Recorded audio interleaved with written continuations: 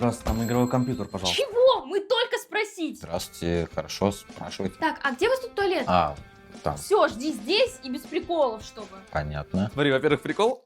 Оп, обоссали. Брат, во-вторых, убеди мою жену купить комп. А все, что сверху, тебе на чай. Понял, хорошо. Так, ну как дела у вас? Да вот, общаемся. А что это у него за деньги на столе?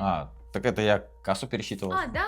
Что-то как-то мало у вас. Да нормально у него. Так, вы берете нашу сборку на RTX 5070 и Ryzen 7 5700X, В верно? смысле? Мы же просто посмотреть зашли.